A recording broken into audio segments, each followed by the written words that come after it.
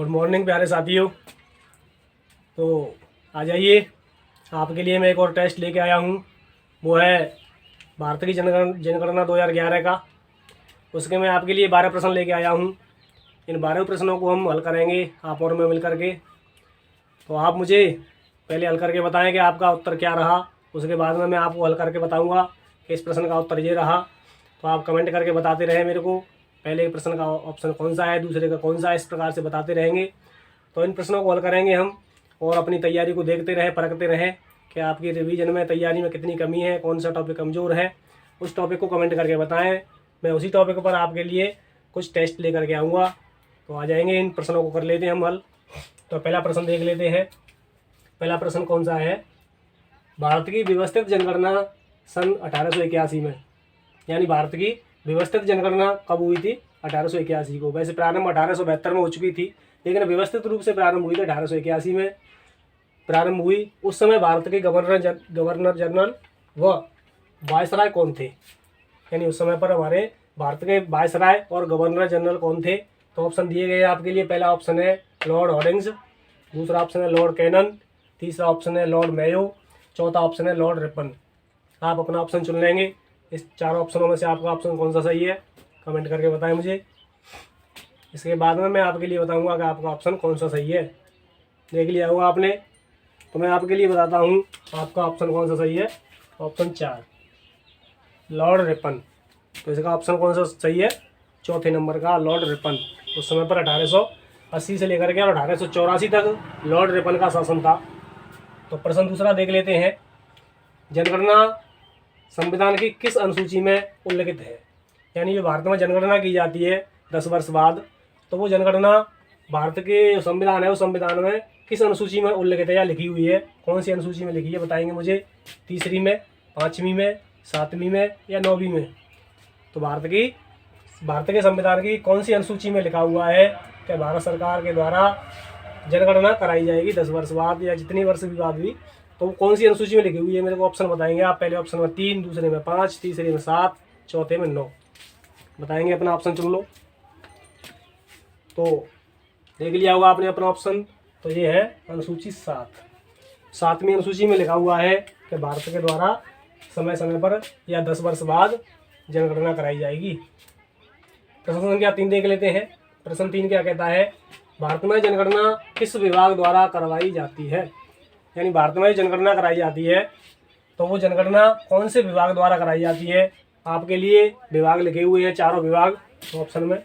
तो 4 विभाग लिखे हुए हैं। पहला ऑप्शन है न्यायिक विभाग द्वारा, दूसरा ऑप्शन है शिक्षा विभाग द्वारा, तीसरा ऑप्शन है गृह मंत्रालय द्वारा, चौथा ऑप्शन है चुनाव आयोग द्वारा।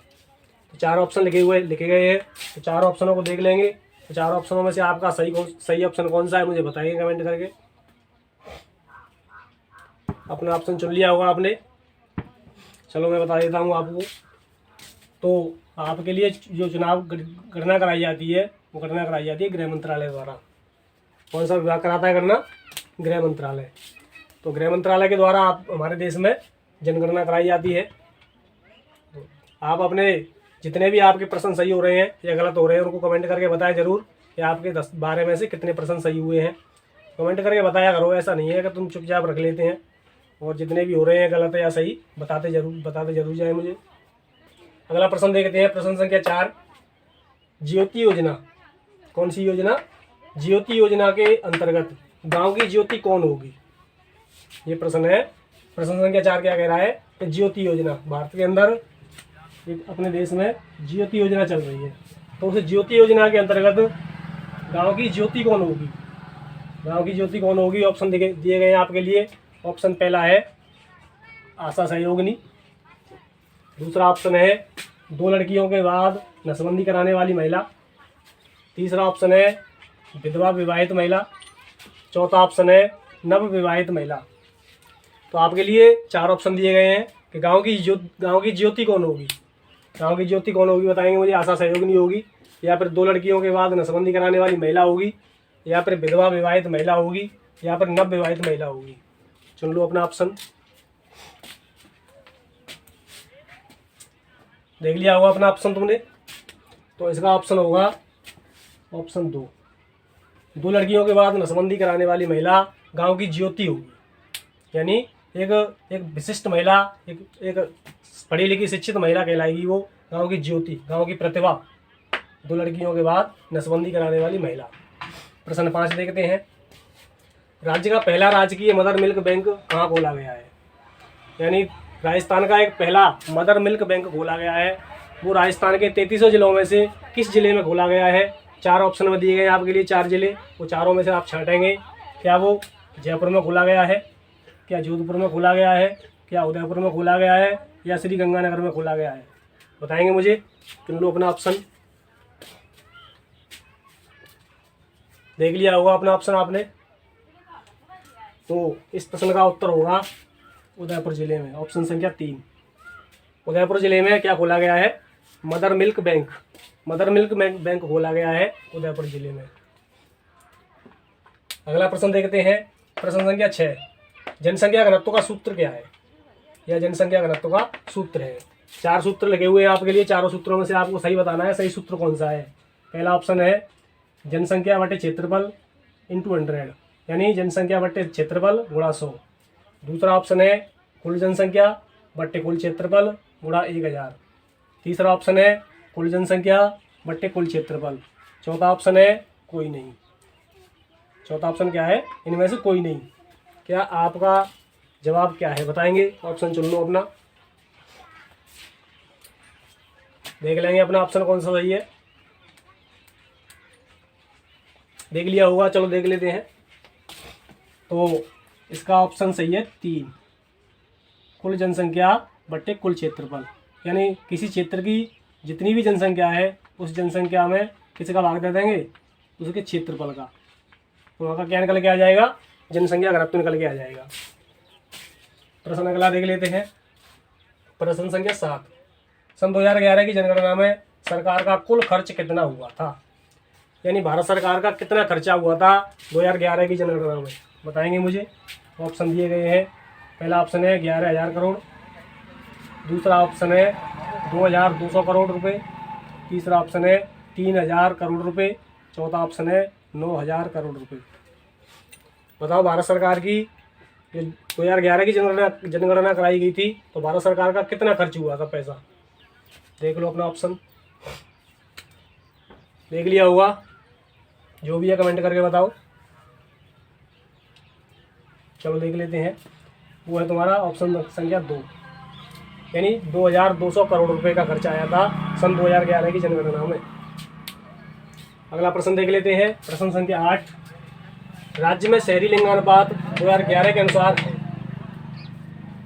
लिंगानुपात 2 प्रकार से पूछा जाता है, लेकिन शहरी और ग्रामीण अलग होता है। कुल मिलाकर के टोटल 1 होता है, लेकिन इसमें पूछ रहा है केवल शहरी। ये मत कर देना कि कुल मिला के पूछा गया हो तुमसे, टोटल नहीं पूछा गया है, केवल शहरी पूछा है, ना ग्रामीण पूछा गया है, ना टोटल पूछा गया है। शहरी पर ध्यान देंगे। राज्य में शहरी लिंगानुपात 2011 के अनुसार कितना है? तो क्या वो 928 है, क्या 994 है, क्या 888 है, क्या 914 है? बताओ मुझे।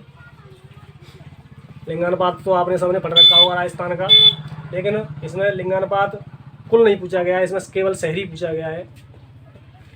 तो 928 तो हमारा टोटल है लिंगानुपात राजस्थान का। 994 है, वो डूंगरपुर जिले का है। 888 है, वो 0 से लेकर के 6 वर्ष तक, यानी जन्म से लेकर 6 वर्ष के बच्चों का लिंगानुपात है। इसका उत्तर सही है 914।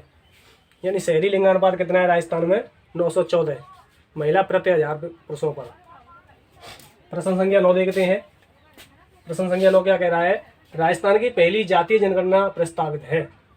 राजस्थान के अंदर पहली जातीय जनगणना प्रस्तावित है। कौन से, कब से प्रारंभ की गई है या कब से प्रस्तावित की गई है? इसमें 4 ऑप्शनों में से देख लेंगे। राजस्थान की पहली जातीय जनगणना कौन सी, इस पर फोकस रखेंगे, जातीय जनगणना पर। तो जातीय जनगणना कब से प्रस्तावित है बताएंगे मुझे। ऑप्शन है आपके लिए 15 अक्टूबर 2011 से, दूसरा है 16 अप्रैल 2011 से, तीसरा है 9 मई 2011 से, चौथा है 21 जून 2011 से। देख लो अपना ऑप्शन चुन लेंगे। 4 ऑप्शन लिखे हुए हैं, देख लो आप। देख लिया होगा। चलो तो मैं बता देता हूँ, आपका ऑप्शन पहला सही है। 15 अक्टूबर 2011 से। तो हमारी प्रस्तावित कौन सी है जनगणना? जातीय जनगणना 15 अक्टूबर 2011 से प्रस्तावित है। प्रश्न अगला देख लेते हैं। प्रश्न संख्या 10 क्या कह रहा है? राजस्थान की पुरुष व महिला साक्षरता दर में अंतर कितना है? यानी वो राजस्थान में साक्षरता दर है, उसमें महिलाओं की कितनी है, पुरुषों की कितनी, जितनी भी है कोई बात नहीं है, लेकिन उनमें अंतर कितने का है, अंतर पूछा गया है। केवल महिलाओं की कितनी है, पुरुषों की कितनी है वो नहीं पूछी है, केवल दोनों में अंतर कितना है, डिफरेंस कितना है, तो डिफरेंस पूछा गया है। ऑप्शन आपके सामने है। तो कौन सा ऑप्शन है? 19.6, 22.4, 22.4, 27.1, 14.7। तो ये आपके लिए ऑप्शन 4 दिए गए हैं। बताओ मुझे, महिला और पुरुष की साक्षरता दर है, उनमें अंतर डिफरेंस कितने % का है? देख लिया होगा आपने ऑप्शन।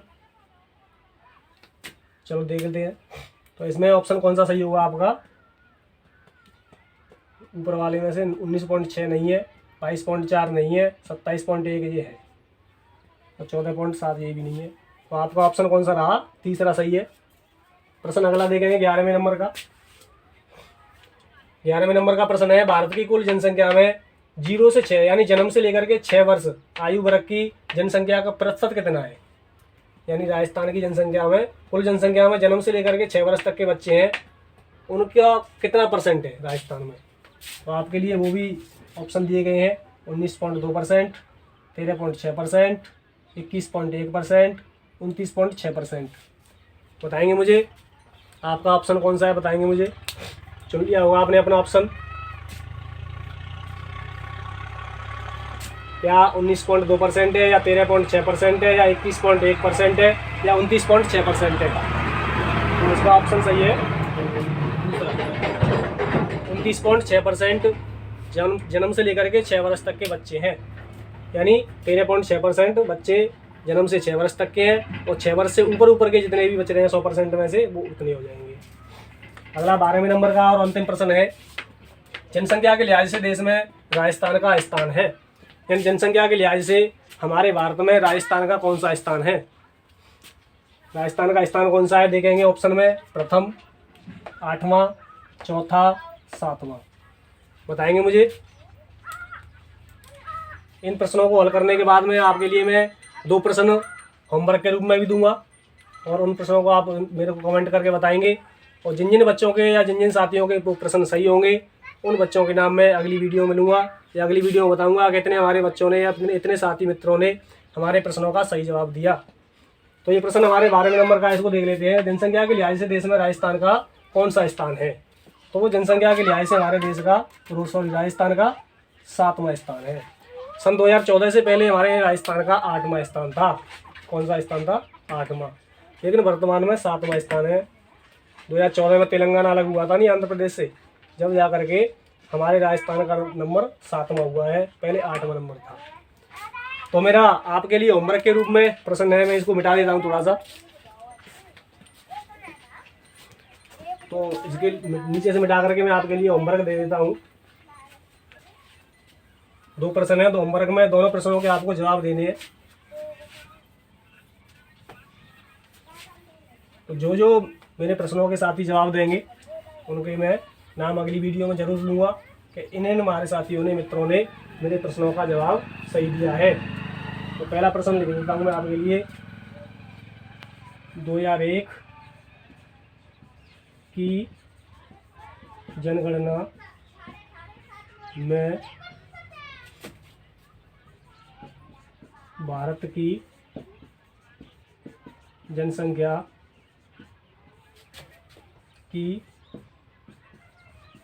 कितनी % वृद्धि?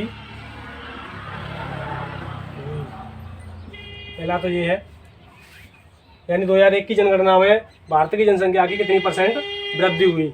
दूसरा प्रश्न है तुम्हारे लिए, ये पहला रहा, ये दूसरा रहा। 1991 से